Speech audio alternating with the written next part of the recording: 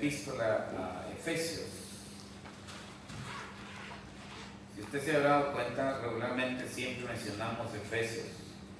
He notado que cuando usted tiene alguna participación y tiene una lectura bíblica, regularmente lo hace en Efesios.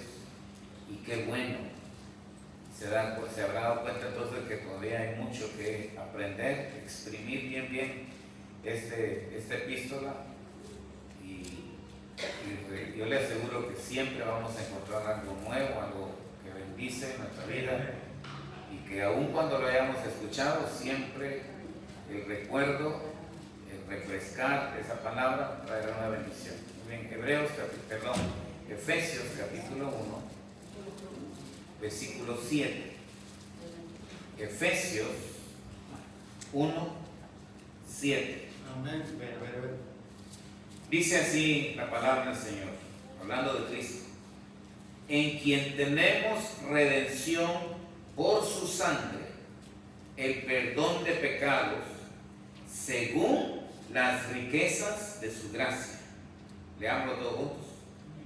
En quien tenemos redención por su sangre, el perdón de pecados, según las riquezas de su gracia. Amén. Gracias por estar en pie, no puedo ocupar su lugar. Hoy vamos a hablar acerca de lo que es precisamente las últimas palabras de este versículo. Las riquezas de su gracia. La riqueza en sí es algo que no se agota. Hablando de riqueza, en verdad, lo que es riqueza no se agota, no se termina, no mengua.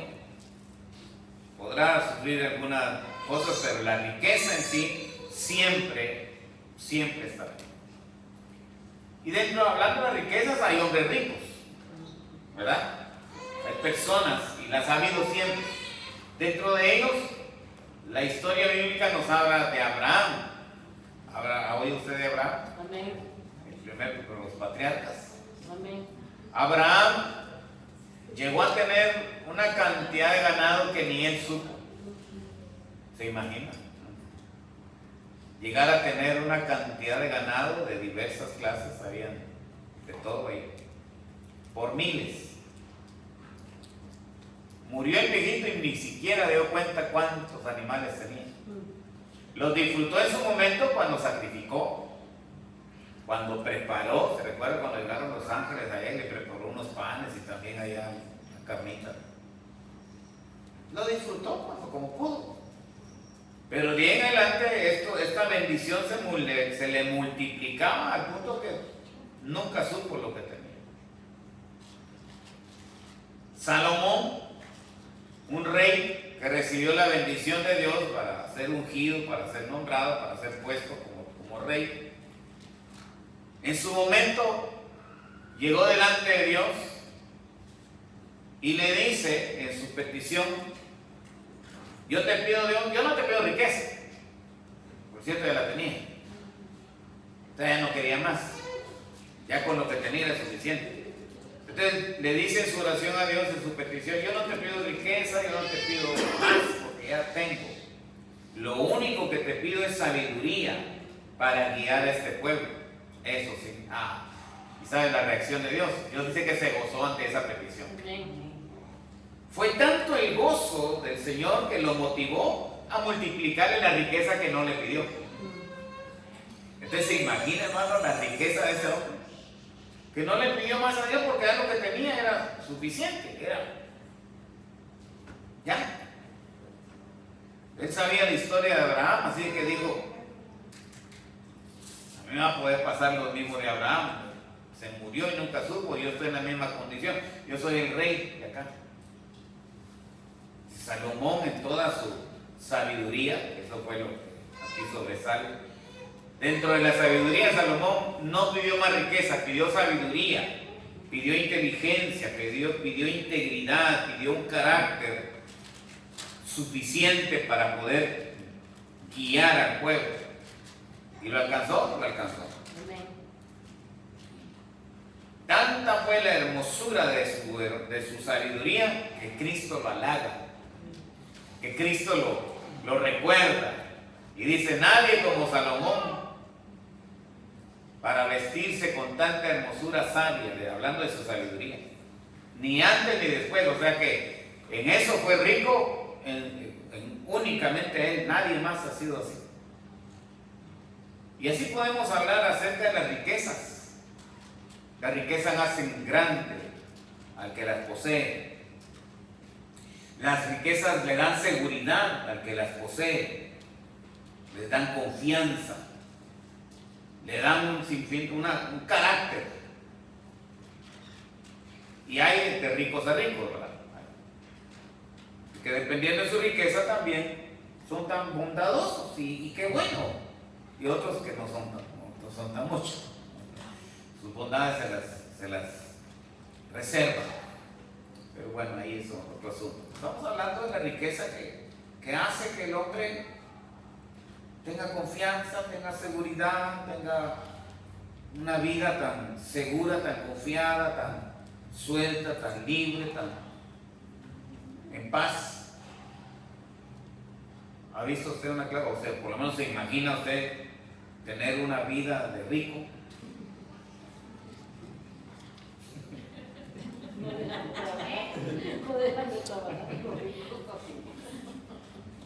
Bueno, tiene su otra vida. Hablando de ellos, pues vamos a descubrir que a veces a lo mejor ni duermen por estar contando tantas cosas o por estar pendientes. Pero igual usted tampoco duerme porque le falta. Y yo pues también, porque somos escasos en esto. O sea que al final ambos, el rico y el pobre, estamos en la misma condición. Este porque tiene, no duerme, y este porque no tiene, igual no duerme. Va hablando de una manera. Pero hoy no vamos a hablar de eso. Hoy vamos a hablar precisamente de la seguridad que trae la riqueza. Confianza. Y no les estoy hablando de la cuenta del banco, no les estoy hablando de las posesiones, no les estoy hablando absolutamente nada de eso. Si él tiene, gloria a Dios, que buenísimo. Le voy a hablar de las riquezas de la gracia. Porque en eso necesitamos enfocarnos, pensar que esto es más que cualquier otra riqueza que usted puede enfocar, que el hombre se puede enfocar. El hombre ha querido enfocar, alcanzar y conquistar muchas cosas precisamente para sentirse así, rico, fuerte, poderoso, señor de esto. Y han existido un sinfín de gente con ese interés y con ese deseo. Y al final mueren, se van, tal como llegaron. Y así la historia suya también, y mía. Nos vamos a ir sin nada, así como venimos, así mismo nos vamos. Entonces, en esa inclinación o ese pensamiento, uno de los grandes filósofos, después de su lucha inconstante de alcanzar a poseer y tener y ser el número uno en esa riqueza de entendimiento y de conocimiento, al final llega a la conclusión antes de morir y dice, no sé que no sé nada. Después de estar tan aferrado al conocimiento, después tan aferrado al entendimiento, a la sabiduría, a la inteligencia y al poder controlar el asunto, concluye y cierra su vida, su capítulo, diciendo, solo sé que no sé nada. O sea, termina reconociendo pues que aun cuando haya tenido riqueza, termina en la misma condición de todos, sin nada. Pero bueno, le digo que vamos a hablar de las riquezas de la gracia, porque esas, qué bueno que no dependen de usted, no dependen de mí. Gloria a Dios por eso. Porque las riquezas de la gracia vienen de Dios. Son manifestadas, son conocidas en Cristo. Cuando llegamos a Él, cuando le conocemos, cuando nos rendimos a Él, empezamos a entender, empezamos a conocer lo que son las riquezas de esa gracia. Y mire que este versículo que acabamos de leer nos lleva a eso. En Él tenemos redención por su sangre, el perdón de pecados, según las riquezas de su gracia. Yo quiero pensar en dos cosas esta tarde. En primer lugar, las riquezas de su gracia, pero también hay una riqueza de su gloria. Y de eso muy poco se habla. Pero quiero presentar primero lo que es las riquezas de la gracia, porque sin esa riqueza de la gracia nos va a costar mucho entender la riqueza de su gloria. Y precisamente tenemos que entender, saber, experimentar primero la riqueza de su gracia para considerar, valorar y dar lugar a la riqueza de su gloria. Amén. Entonces no se me desconecte. Estamos en esas dos cosas. ¿Qué son las riquezas de su gracia? Las riquezas de su gracia son aquellas con las que Él se hizo a conocer, Él se dio a conocer. O sea, en otras palabras, la desconocíamos, no sabíamos ni qué era. De repente escuchamos eso, usted escuchó un testimonio de algo, de alguien que se salvó, de alguien que fue cambiado, que fue alcanzado por Cristo, pero usted lo vio, lo escuchó a lo lejos. Pero no fue hasta que yo lo sentí, el perdón para empezar.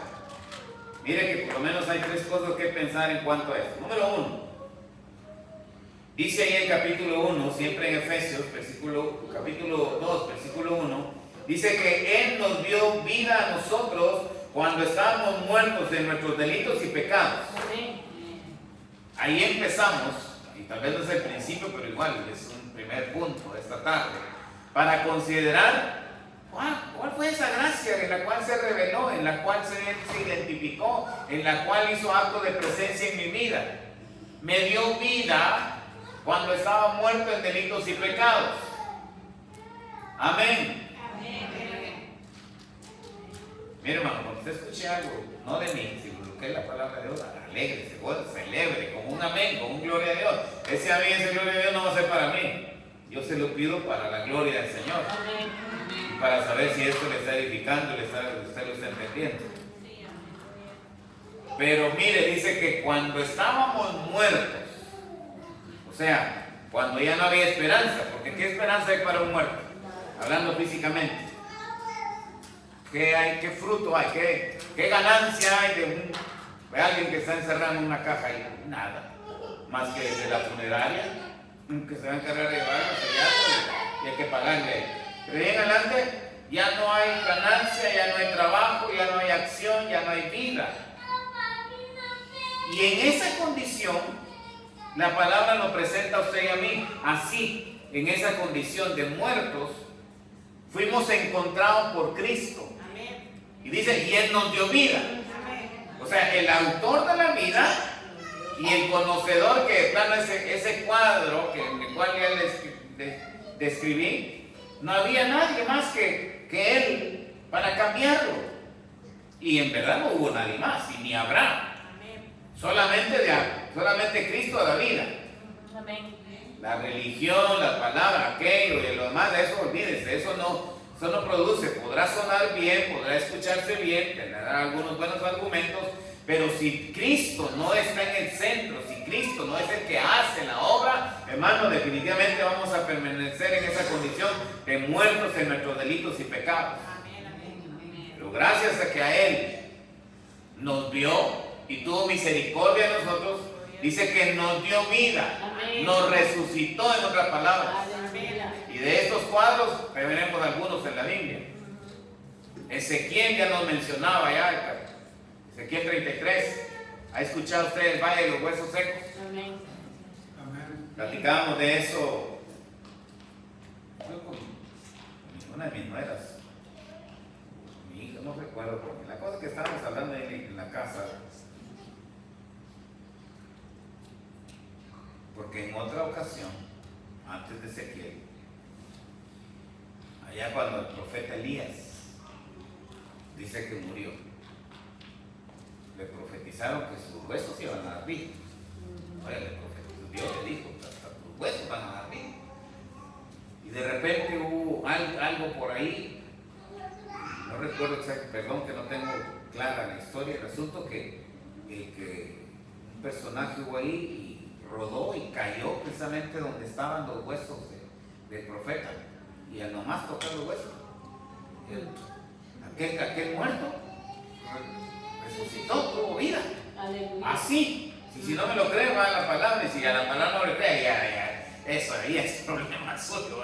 Yo les estoy hablando lo que la palabra dice, y si está en la palabra yo lo creo. Amén. Con todo mi corazón lo creo. y se lo testifico y se lo comparto y le digo que esta es la palabra de Dios, cómo obraba Él en aquel tiempo para que hoy entendamos lo que estamos leyendo acá. Estábamos muertos, pero fuimos encontrados, algo pasó y fuimos encontrados no por un hueso de un profeta, no fuimos encontrados por allá en un valle como Ezequiel 33, no, fuimos encontrados por Cristo, el autor y consumador de la fe, el que dio su vida precisamente para eso, para alcanzarnos, para darnos vida y vida eterna. O sea que esa fue una manera de que Él demostró su gracia. La gracia, por cierto, es un regalo de Dios. Es un regalo inmerecido. O sea, en otras palabras, usted no se merecía, usted ni yo, nadie se merecía este regalo tan hermoso de la vida, del perdón, de la salvación. Nadie lo merecíamos. Por eso se llama gracia. Porque si nos ponemos a ver si éramos dignos, hermano, definitivamente estamos descalificados. Lo merecíamos, no lo merecíamos, éramos indignos, inmerecedores, no lo buscábamos. Porque nuestra condición de pecadores, de perdidos y de muertos, peor todavía para considerar que si de verdad lo merecíamos, no lo merecíamos. Es un regalo de Dios. Amén. Se revela cuando vemos y experimentamos esa vida nueva. Pero también hay otro aspecto de cómo lo llegamos a entender. Ahí mismo en el capítulo 1 que estamos leyendo, en el versículo 4, dice que Él nos escogió antes de la fundación del mundo. Gloria a Dios. ¿No le parece eso gracia? ¿No le parece eso un plan tan perfecto, tan maravilloso, trazado, organizado en la eternidad, cuando nada había, cuando nada existía, cuando absolutamente todo era vacío? No había nombres, no había luz, no había plan, no había historia, no había vida, no había nada. Allá, inimaginable ese cuadro, inimaginable, indescriptible esa historia de la eternidad pasada. Allá, cuando nada existía, ya Dios, en su eternidad, en su inmensa bondad, en toda su sabiduría, Él pensó que iba a llegar el tiempo, que iba a llegar por fin el momento de hacer cumplir todo lo que había en su corazón, y dentro de ello estaba la salvación del mundo. ¿No parece eso gracia? Riqueza. Porque mire dónde empezó, antes de la fundación del mundo, y dónde se va a efectuar hasta la eternidad. Amén. Él nos escogió antes, allá donde no había nada, y lo vamos a celebrar allá para siempre. Para siempre. O sea que ese canto, esa gratitud, esa alabanza de que un día Él pensó en nosotros, no va a tener fin, hermano. Desde que el hombre tuvo conciencia de haber sido encontrado por Cristo hasta el final de la vida, allá en la eternidad, el canto, hermano, ese canto no va a dejar de sonar. Ese agradecimiento no va a dejar de cantarse. Esa gratitud no va a dejar de ser. Por eso es una riqueza de su gracia. Es ilimitable, es inimaginable su extensión, todo su alcance, la gracia bendita. Aleluya. Ser manifestada a usted y a mí que éramos nada. Eso es una riqueza, una bendición poder hablar de esto. Fuimos encontrados, fuimos escogidos y también fuimos predestinados para ser adoptados hijos suyos. Aleluya. Gloria a Dios. Eso debería ser un amén más fuerte, hermano, porque fuimos escogidos, fuimos predestinados, en otras palabras, pues fuimos escogidos para algo. O sea, esto le va a servir para algo. Cuando usted escoge algo, cuando usted hace uso de algo, ya su imaginación está, con esto voy a alcanzar esto, con esto voy a poder hacer esto, lo que sea, un instrumento, una herramienta, algo para hacer una comida. Usted hasta allá se lo está saboreando. Así hizo Dios allá en aquella eternidad. Cuando pensó en nosotros, lo predestinó para hacerlos hijos suyos. Amén. Amén. No los salvó para, vamos a ver quién se encarga de esto por allá. No, nos escogió pensando en que estos van a ser mis hijos. Aleluya. Gloria a Dios. Yo no sé cuántos de ustedes pensaron en sus hijos incluso antes de casarse. Bueno, me estiro un poquito más atrás. Aún antes de conocer con quién usted se iba a casar. Yo le hablo de mi experiencia. Yo sí oré. Y oré por quién iba a ser mi esposa. Y me estiré un poquito y dije, ¿y los hijos que me des? También, desde ya los pongo en tus manos y empecé a... No recuerdo exactamente qué. Pero yo pensé en mi esposa, pensé en mis hijos. Tendrían tal vez de 14, 15 años. Hermano, y me casé a los ¿qué? 20. O sea que se me pelearon de 8 a 10 años orando. No le digo que todos los días, por lo menos el Señor sabía que ahí estaba mi petición, ahí estaba algo que, gloria al Señor, mire la esposa que me... Mis hijos, pues, yo estoy agradecido con eso. Y si yo estoy alegre, si yo me siento satisfecho, si yo me siento en algún momento realizado por lo que el Señor me ha dado, un hogar, una familia, porque lo pensé en un momento de mi vida y hoy lo veo y disfruto hasta mis nietos. ¿Cuánto más Dios? Amén. Que pensó en usted cuando usted nada, ¿verdad? Es que es como le digo, es inimaginable cómo allá en la eternidad hubo una mente que ya pensaba en usted, ya pensaba en mí. Además que no solamente pensaba, ya me miraba, ya me veía, ya vislumbraba, ya tenía presente lo que iba a alcanzar.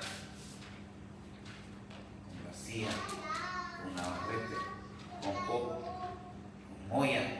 Ya tenía algo pensado, ya lo veía, ya lo disfrutaba como tal, como verlo alcanzado, como verlo hecho su hijo. Gloria al Señor, porque eso solamente la mente de Dios puede alcanzar. No solamente imaginarlo, sino ejecutarlo, a verlo ya como una historia. Imagínense cuánta gente ha muerto, cuánta gente hoy ya está con Él, porque un día Él pensó en ellos. ¿Cuántos muertos se encontró? ¿Cuántos de estos los resucitó? Los hijos, sus hijos. Y hoy están allá con Él, disfrutando toda una eternidad. Aleluya. Gloria a Dios. Gloria al Señor por eso. Amén. Hay otra muestra de esa riqueza de su gracia. Tenemos redención por su sangre, el perdón de pecados. Amén. Redención, limpieza, purificación, perdón. Eso es un acto que solamente Dios. Amén. Lo manifiesta igual en la historia ya, cuando los sacerdotes sacrificaban y el pueblo encontraba y disfrutaba de paz un año, a la vuelta de un año una vez más. Bueno, era solamente una prueba de lo que habría de venir en la cruz de Cristo, en la cruz del Calvario. Por fin habría un sacrificio que cumpliría y cubriría la totalidad de eso y ya no tendríamos la necesidad de venir otra vez después de un año. No, el perdón de pecados fue para siempre. Amén. La obra de redención es una obra de redención para siempre. El día que la alcanzamos a experimentar, a disfrutar, a gozar, ese día marca nuestra vida para siempre, para la eternidad. Por eso es una riqueza inagotable, por eso es una riqueza inimaginable. Porque ese día, ese momento de ser perdonados, es para siempre. Amén. Amén. No olvide eso, el Señor lo salvó para siempre. Amén. Con un amor eterno, con una salvación eterna. Porque todo lo que Él da trae su carácter, su naturaleza. Y Él es eterno. Amén. Él es justo, Él es verdadero, Él es santo. Así que todo lo que da tiene esas características, tiene esa naturaleza, tiene ese fin. Así que cuando nos perdona para siempre. Para que disfrutemos ese perdón, esa vida de salvación para siempre. Lo de aquí es solamente una probadita de lo que vamos a disfrutar el resto de la vida. Nos sentimos salvos, limpios, tranquilos, en paz con Dios. Es solamente desde el principio. Lo que viene todavía es como dice Pablo, es un peso de gloria que no queremos perderlo. El peso de gloria que viene, hermano, es algo también precioso para nuestra vida. Amén, amén. Y por último, en cuanto a las riquezas de la gracia, ahí en el capítulo 2, versículo 7, mire lo que termina ahí.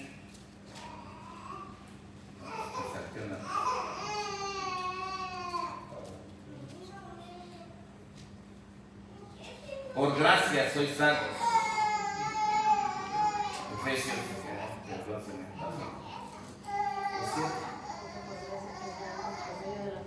Sí, ahí está.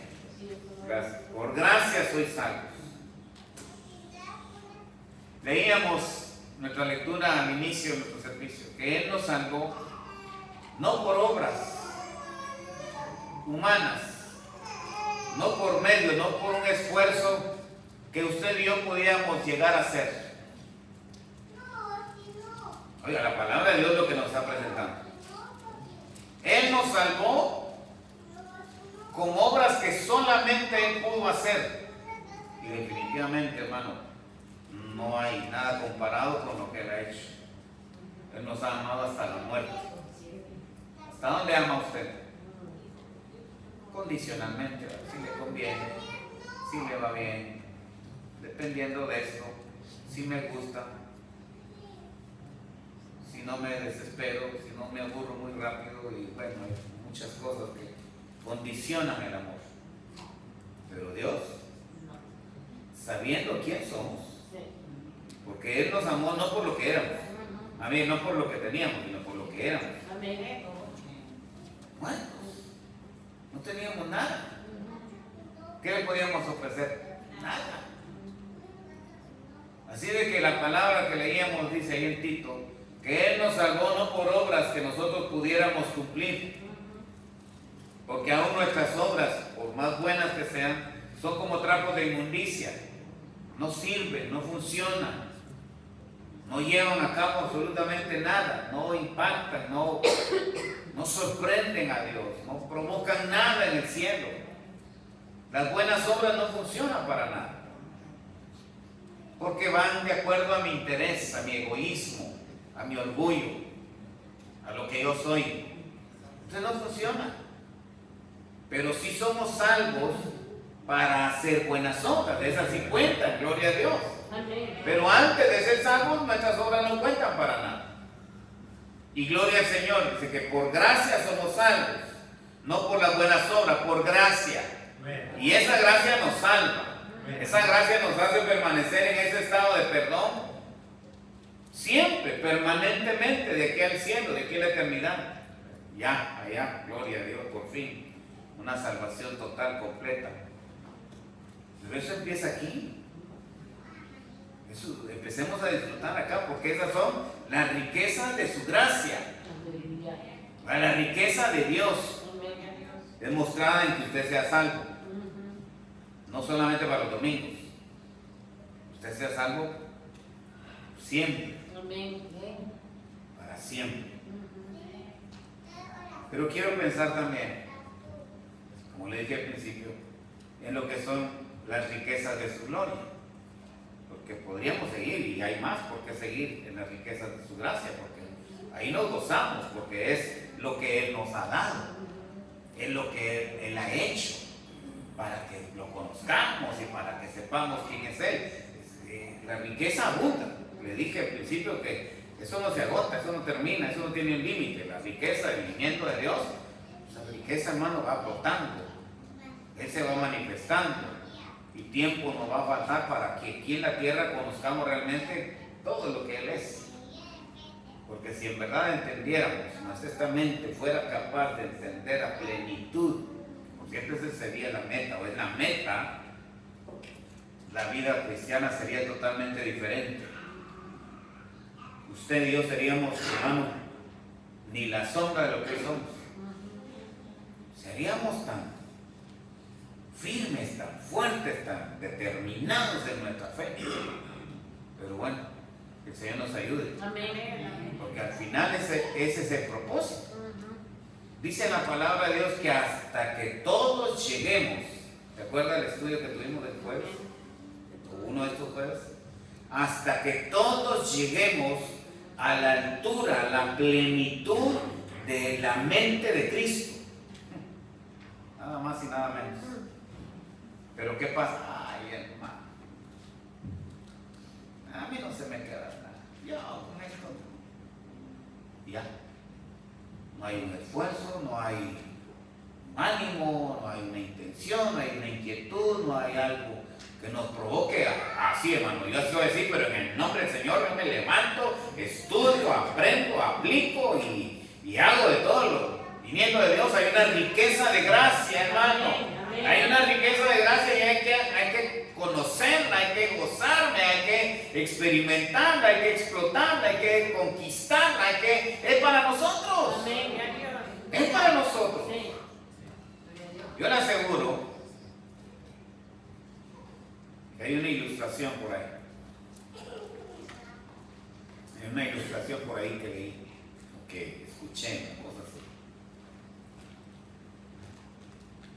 Falleció un cristiano fiel, un hombre. Cuando llegó al cielo, llegó a decirle al Señor: Señor, si yo hubiera tenido esto, mi vida de fe hubiera sido diferente. Así empezó a hacer su lista de cosas que según él no tuvo aquí en la tierra, no tuvo en la vida. Quise esto y no lo tuve, no me llegó, no lo descubrí. Y viene el Señor y le abre las puertas de todas las bodegas de gracia. Todo eso es todo a tu disposición, pero nunca quisiste. Le abrió otra puerta y dijo: mira, todo lo que te esperaba, todo esto era tuyo. Nunca lo pediste, nunca lo buscaste, nunca hubo el interés de saborearlo, de tenerlo, de experimentarlo, de compartirlo, de tenerlo, de poseerlo. Hay una riqueza abundante de gracia para la iglesia. Hay una riqueza abundante para la iglesia. Y la iglesia es usted. La iglesia son sus hijos. La iglesia es su matrimonio. La iglesia es su hogar, su familia, su ministerio, su vida de fe. Eso es parte de la iglesia. Y las riquezas de la gracia están para usted, para que las tengamos, para que nos apropiemos de esa gracia bendita que Él pensó desde la eternidad, para que las tengamos, para que las vivamos, para que sepamos qué son, de qué se trata. Es para usted, para que ya no seamos iguales, para que ya no seamos, como decíamos uno de los jueves, niños fluctuantes llevados para acá y para allá, hoy sí, mañana no, esto me gusta, esto no. Esa es la actitud de un niño, que ya no debemos de tenerla en la iglesia, cuando tenemos entendido, disfrutando, experimentando y viviendo las riquezas de su gracia. Pero todo eso va a traer, se va a ver, se va a manifestar cuando en verdad sepamos las riquezas de la gracia. Va a venir las riquezas de su gloria. No puede haber una antes de la otra. Cuando usted entienda, o sea, disfrute, experimente y tenga en su corazón entendidas, o por lo menos la mayoría o una buena cantidad de esas riquezas de gracia, va a dar lugar a las riquezas de su gloria. Porque las riquezas de su gloria, hermano, las riquezas de su gloria son las que se hacen a través de una iglesia entendida y madura. Lo repito una vez más. Las riquezas de su gloria son las que Él hace a través de la iglesia entendida y madura. Ay, hermano, ¿y cómo entiendo todo esto yo? Ahí mismo en Efesios 5:25, Él nos dice, y Pablo nos da esta analogía. Hay muchos, o sea, la mayoría que somos esposos, ¿verdad? Y aquí Pablo usa esa oportunidad de dirigirse a los esposos. Le dice: esposos, amad a vuestras esposas. Y no se los deja así nada más el consejo. Y viene la analogía, viene el ejemplo, viene la comparación. Una comparación que de plano nos deja sin defensa, sin argumentos. Usted tiene que amar a su esposa y por lo consiguiente la esposa igual. Pero bueno, empieza aquí con el esposo. Amaos a vuestras esposas como Cristo amó a su iglesia. Es de un amor. Pero el amor que conocemos es condicional. Es dependiente. Es a nuestra manera. Es depende si. Ahí póngale lo que siga. Pero el amor de Cristo para su iglesia fue un amor incondicional. Por cierto, fue un amor sacrificial, porque dice, Él amó y se entregó por ella. ¿Y qué manera de entregarse, no? Hasta la muerte. Hasta la muerte. Yo no sé hasta dónde usted está dispuesto a mostrar que usted ama a su esposa. Hasta dónde estaremos dispuestos nosotros los varones. No le prometo. Bueno, ya le prometimos en el altar. Y no quiero decir que con eso es suficiente, no, de ahí empieza la demostración de cuánto estamos dispuestos. Hay promesas, hay actos, hay que usar la ceremonia, hay un anillo, hay un lazo, hay cosas esas, ¿cómo se llaman? Las arras, y bueno, hasta una Biblia nos traen para hacer esa ceremonia. Pero en verdad, hermano, eso solamente es algo al final simbólico, algo, ¿verdad? Significa mucho, pero en la práctica es donde se demuestra. Y el ejemplo más claro, más determinante en esto es el amor de Cristo, que se entregó, que amó sacrificialmente hasta la muerte. Cuando entendemos eso, hermano, la iglesia cambia. Porque nuestro canto es gracias, Dios, porque esa gracia bendita me ha hecho ser lo que soy, tu iglesia. Y más adelante dice, el propósito de ese amor también, o sea, la gloria se va a ver, se va a entender cuando entendemos estos puntos. Versículo 26 dice, para santificarla. Esa fue la intención, ese fue el deseo de Cristo en la cruz del Calvario. Él no murió allá porque, me duele, de modo esta gente. No. Él murió con un fin, con un propósito, con algo ya en mente, con algo ya trazado, con un plan que va a funcionar porque va a funcionar. Cristo no murió para ver, cuántos alcanzos acá, no. Él murió para que todos, absolutamente todos seamos salvos. Lastimosamente no todos vamos a hacerlo. No todos van a hacerlo. Bueno, nosotros que ya hemos entendido esto, veamos lo que significó esa muerte. El propósito fue para santificar a su iglesia. O sea, para aquellos que le creyeron, para aquellos que le creemos, para aquellos que vivimos y entendemos que ese sacrificio fue por mí. Bueno, ese sacrificio fue para santificarlo, para santificar a su iglesia. ¿Qué significa santinar? Vestido largo, hermano, anda largo y pelo largo, pero también lengua larga. Eso la agregué yo. Eso solamente son normas, son formas. Que el hombre se ha trazado y ha pensado que con eso, pero no con eso basta. Yo no estoy en contra de eso.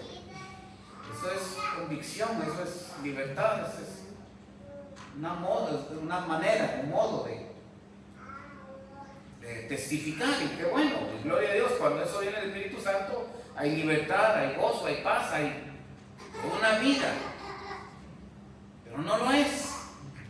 Y repito una vez más, y aclaro, yo no estoy en contra de eso, ni lo juzgo, ni lo critico, y al contrario, me gozo cuando hay esta clase de testimonio. Soy parte de esa doctrina y enseñado con esas normas bíblicas de santidad. Otras veces le he dicho que ya en mi juventud, me acuerdo, desde mi niñez y adolescencia, la doctrina bíblica se aplicaba en casa no había televisión de ninguna clase. Los años cambiaron y al final hubo una televisión hasta de colores. ¿Qué pasó? O sea, no me quiero meter en ese asunto, pero estoy diciendo de lo que fui enseñado. En casa recuerdo muy bien la fecha. En el 82, y porque le rogué, ya no vivíamos con mis abuelos, porque el asunto fuerte, pesado, era en la casa de los abuelos. En el 82 ya no vivíamos con los abuelos, lo tengo bien presente. Le rogué a mi papá. Mi papá estaba empezando a caminar, la fe. Así que fue fácil convencerlo. Comprame una mitad. Y nos compró una blanco y negro. La teníamos hasta allá, el último cuarto. Pero ¿sabe cuál fue la cosa por esa petición? Porque estaba en el Mundial de España 82. Y yo no lo quería ver. Yo de ahí estoy acá. Las cosas fueron cambiando. Pero no el concepto, no la intención, no la convicción de santidad. Como le digo, otras cosas pueden ser mencionadas, aplicadas, incluso cargadas, exigidas como santidad, pero mientras la santidad no está en el corazón, mientras no entendemos realmente que Cristo murió para santificar a su iglesia. Santificar quiere decir apartar, separar, en otra palabra, hacerla única, hacerla distinta, diferente, totalmente al resto. Yo no quiero decir que esta es la única, que el Señor nos libre de pensar que esta es la única. Apocalipsis me da esa enseñanza. 7 iglesias son mencionadas, son ministradas, son cuidadas, son exhortadas. Y usted ve al final de Apocalipsis, menciona una sola. Y no dice nombres, no dice doctrinas, no dice denominaciones, no menciona el pastor, él menciona la iglesia fiel. Amén. La iglesia santificada, la iglesia que en verdad exaltó su nombre. Por eso cantamos hoy en la mañana, en esta iglesia la gloria es para Él. Porque el mundo debe de entender, no por lo que ven, sino por lo que vivo, de que en verdad soy la iglesia de Cristo, soy la iglesia renovada, cambiada, santificada, apartada, transformada para la gloria de Él. Eso es vivir en la riqueza de la gloria de Dios. Vivir en la riqueza de Él. Pero también menciona, yo quiero terminar, como le dije al principio, otro acto que Dios mismo ha hecho para que la gloria la riqueza de su gloria se manifieste, sea real en la vida de la iglesia. Dice, habiéndola purificado en el lavamiento de la palabra. Dice, Cristo ha hecho algo, aparte de separarla, de santificarla, en ese estado, en esa acción de separarla, Él hace un acto de purificación, hace un lavamiento. Y todo eso, como le repito y le debería de recordar, todo eso viene desde el Antiguo Testamento. Hay una fuente, había una fuente allá en el tabernáculo. Había un lugar de purificación. Había un lugar donde se lavaban los sacerdotes antes de ministrar. Y ahí había una fuente cristalina. Y todo eso era para mostrarnos lo que hoy entendemos que Cristo hizo en la cruz del Calvario. Para santificarla, pero también para purificarla con el lavamiento de agua. Y eso es a través de su palabra. O sea que la vida que usted va a tener, la vida que usted debe de tener, el testimonio que debe de formar, el carácter que debemos de tener, no es por lo que el pastor dice, no es por lo que el pastor exige, no es por lo que la iglesia requiere para aceptarme como miembro, no, la purificación, el lavamiento viene por la palabra, por la acción, por el acto, por el trabajo de la palabra de Dios. Y eso solamente viene cuando se lo lee. Pero si solo... vamos a seguir igual. Si usted no cree, si usted no acepta, si usted no estudia, si usted no se profundiza en la palabra, hermano, vamos a, en otras palabras, y disculpen la palabra, pero vamos a seguir siendo sucios, contaminados. Porque la palabra es la única que purifica. La palabra es la única que limpia, la palabra es la única que trae conocimiento, entendimiento, aceptación de esta verdad. Ese acto de purificación, dice Isaías, volviendo allá, otra vez él nos dice que aunque te laves con lejía y apliques un montonal de detergentes y esto y lo otro, no va a haber purificación, no va a haber limpieza, no hay higiene, no hay disposición de una vida limpia. Eso solo lo trae la palabra. Hay que seguir leyendo. Si ya se cansó, seguir leyendo, empezar, cargar otra vez la batería. La palabra trae, es la única que trae la purificación. Y cuando hay purificación, hermano, algo brilla. Cuando hay limpieza, algo brilla, ¿verdad? Cuando todo está limpio, dependiendo del material, dependiendo de eso, se distingue. Hay brillantez. Pensando en eso, yo le digo, la iglesia no brilla con luz propia.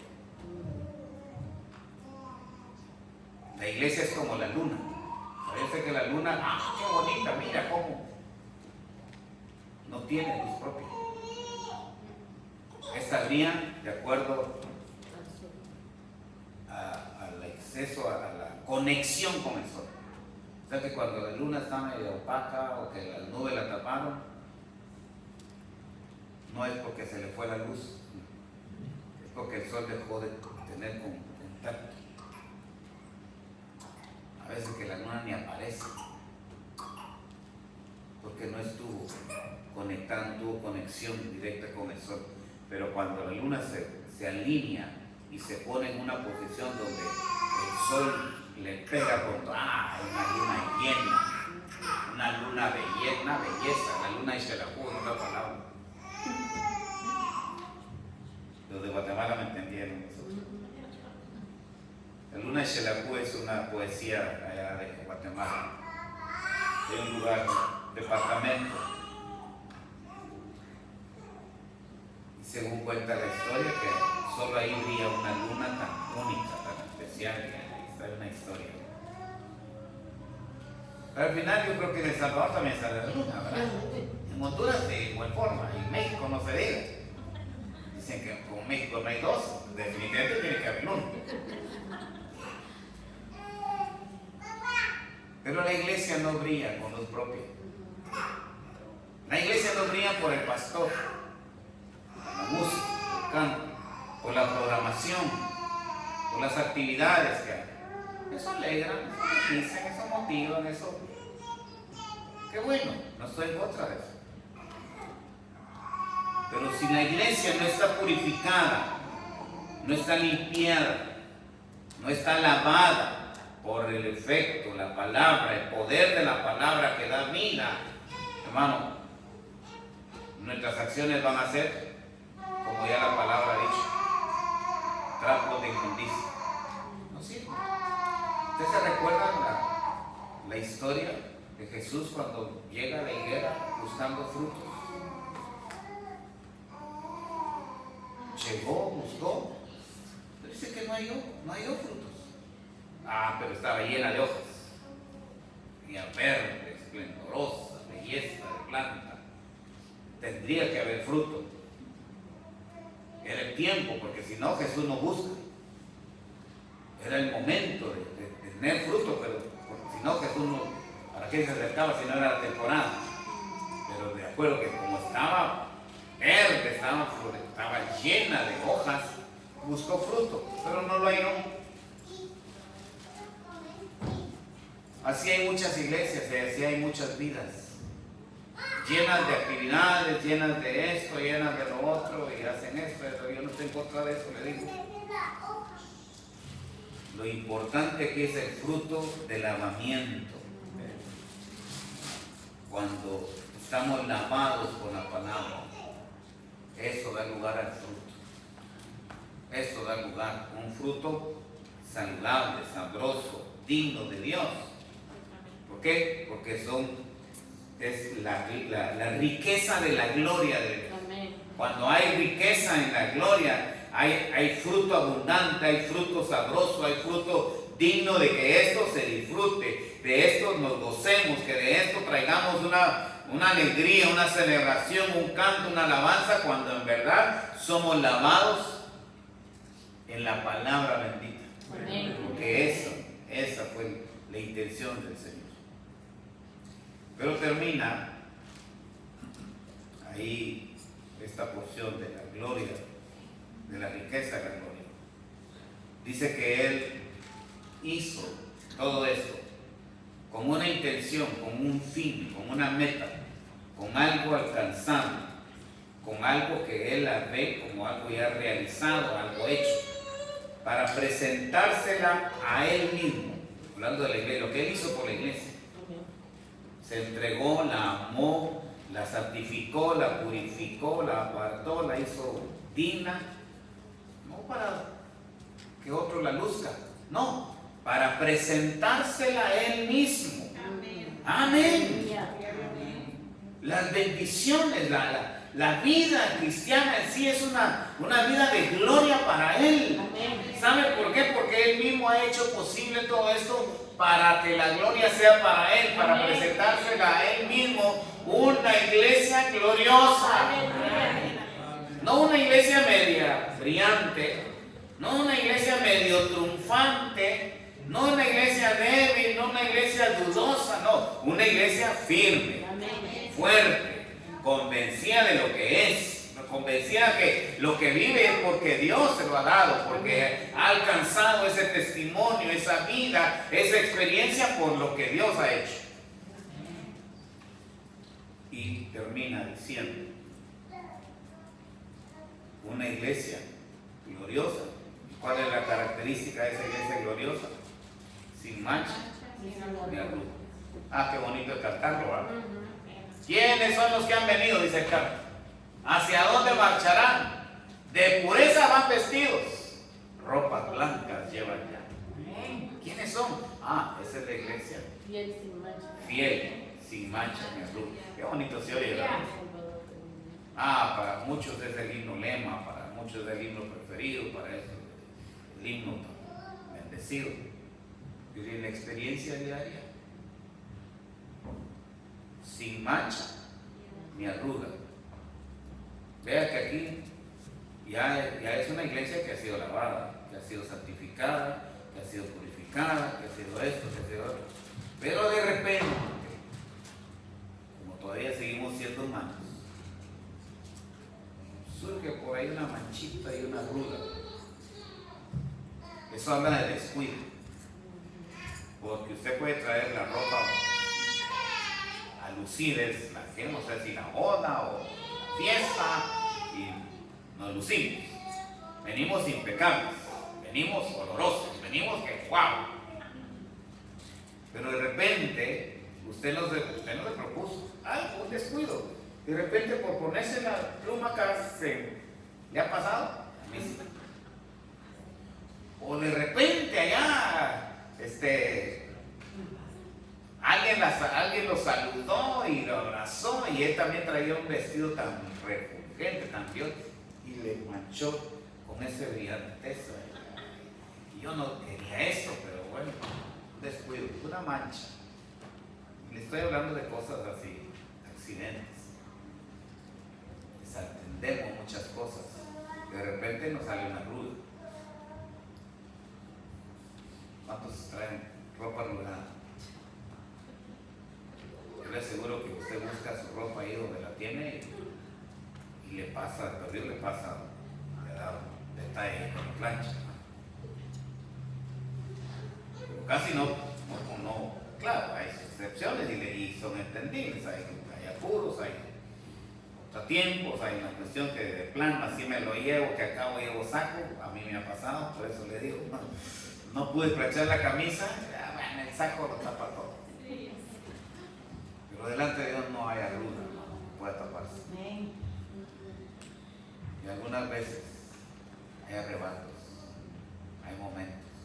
No dejamos de creer, no dejamos de confiar, no dejamos de ser la iglesia, no dejamos de tener la acción de santidad, la purificación, el ser bueno, pero de repente hay una mancha y una arruga. Esto no significa pecado, es desatender por un momento que se nos escapó. ¿Qué pasa? Solo hermana Adriana me ha pasado y me seguirá pasando, pero gracias a Dios el lavamiento que el Señor hace es tan efectivo, porque oiga, estamos hablando de riquezas de la gloria y hay una riqueza de la gracia. Cuando el pecado abundó, sobreabundó la gracia. La gracia va a ir más allá de lo que usted puede imaginar. Disfrutemos, saboreemos, celebremos la riqueza de la gracia, pero también enfrentemos, encaremos y preocupémonos por manifestar las riquezas de su gloria, porque es en la iglesia sin mancha ni arruga. Padre, gracias por pensar en nosotros desde antes de la fundación del mundo. No nos podemos imaginar, no podemos siquiera sacar una conclusión. ¿Cómo fue esto? Pero si lo creemos, porque hoy lo disfrutamos. No podremos alcanzar a entender completamente, porque somos tan humanos que no nos alcanza la mente para llegar a ver. Pero sí nos alcanza el corazón para experimentar ese plan, ese deseo tuyo de hacernos tus hijos, de adoptarnos. Y has predestinado para nosotros una vida tan grata como hijos, como iglesia. Y esa riqueza, Señor, es abundante en ti. Por ello te diste a conocer, por eso todavía te das a conocer, por esa abundante riqueza de gracia. Pero también hay algo, Señor, que nos corresponde a nosotros: proyectar, testificar, predicar las riquezas de tu gloria, porque has hecho y pensado en nosotros como tu iglesia, has derramado tu amor y has tenido un poder tan especial para santificar, para escoger, para apartar, para purificar a través de tu palabra, para que como resultado haya una iglesia santa, pura, digna de ti, sin mancha ni arruga. Y tú lo hablas, y cuando tú lo hablas, lo mencionas, lo ves como algo real, como algo alcanzable, como una experiencia vivida. Y aquí hay gente, aquí vemos un pueblo tuyo, llamados a experimentar eso, a vivir eso, a gozar de eso, a no limitarnos ante esa riqueza. Aleluya, es riqueza abundante que tú estás dispuesto a derramar. Permítenos, Dios, el tiempo que nos resta, interesarnos más, pensar más, buscar más de esa riqueza de tu gracia, porque yo quiero en verdad proyectar la riqueza de tu gloria. Bendice esta iglesia, ayúdanos a creer, confiar, vivir lo que tu palabra hoy nos ha enseñado. Honra y gloria al que vive esta tarde en nuestras vidas. Llévanos en paz con bendición a esta hora en nuestras casas. Danos una semana aún de trabajo, pero gozándonos en ti, disfrutando de tu cuidado, tu fidelidad, tu protección. Gracias por todo en el nombre de Cristo Jesús. Amén.